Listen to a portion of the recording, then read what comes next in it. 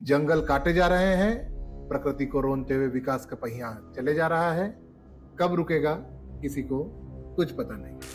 संसद में एक सवाल के जवाब में केंद्र सरकार ने बताया कि देश के 25 राज्यों से प्राप्त आंकड़ों के अनुसार अब तक करीब 13,000 वर्ग किलोमीटर वन क्षेत्र पर अतिक्रमण हो चुका है। यह क्षेत्रफल भारत के कुछ छोटे राज्यों जैसे गोवा या त्रिपुरा के आकार के बराबर है।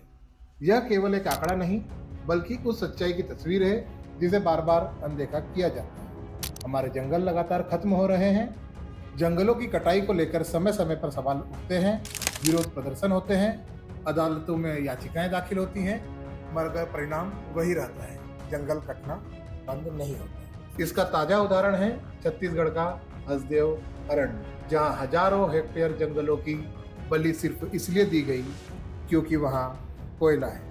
दिलचस्प बात यह है कि हसदेव को बचाने का वादा कुछ छत्तीसगढ़ की कांग्रेस सरकार ने किया था, लेकिन सत्ता में आते ही वही सरकार कॉरपोरेट कंपनियों को कोल ब्लॉक आवंटित करने लगी। इससे पहले बीजेपी की सरकार ने भी यही किया था, कोयला दो जंगल काटो, आदिवासियों की परवाह मत करो। यह साफ है कि कांग्रेस हो या बीजेपी, दोनों ही सरकारों का पर्यावरण से कोई लेना देना नहीं है।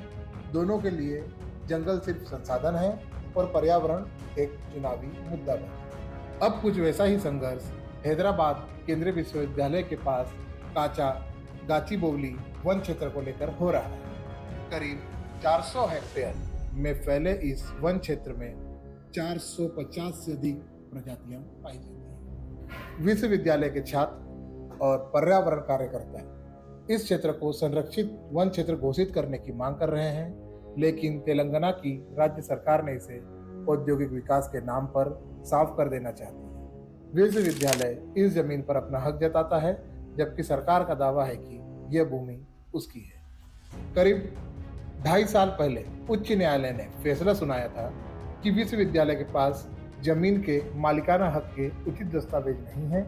सुप्रीम कोर्ट ने भी उस फैसले को बरकरार रखते हुए जमीन को राज्य सरकार का बताया और सरकार का इरादा इस जैव विविधता वाले क्षेत्र को IT हब में तब्दील करने का है। जब इसका विरोध बढ़ा तो सुप्रीम कोर्ट ने फिलहाल इस तरह की गतिविधियों पर रोक लगा दी है। पर यहाँ भी वही सवाल उठता है, क्या सरकार ने सोचा है कि यहाँ रहने वाले वन्य प्राणियों का क्या होगा?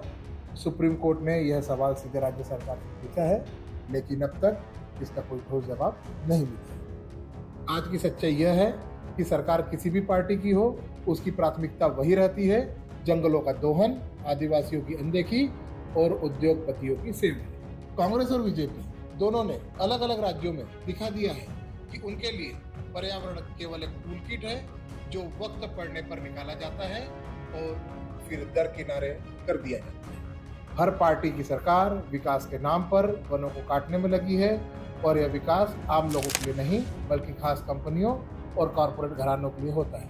यही कारण है कि हसदेव के पेड़ गिरे, अब गाचीबोवली में गिरे और फिर किसी और जगह। देश को अब एक ऐसी नीति की जरूरत है जो पार्टी राजनीति के ऊपर हो, जिसमें पर्यावरण की रक्षा किसी सरकार की मर्जी नहीं बल्कि कानूनी मजबूरी हो, वरना यह सिलसिला यूं ही चलता रहेगा। जंगल कटेंगे, आंदोलन होंगे, मगर सरकारें अपनी जेबें भरती रहेंगी।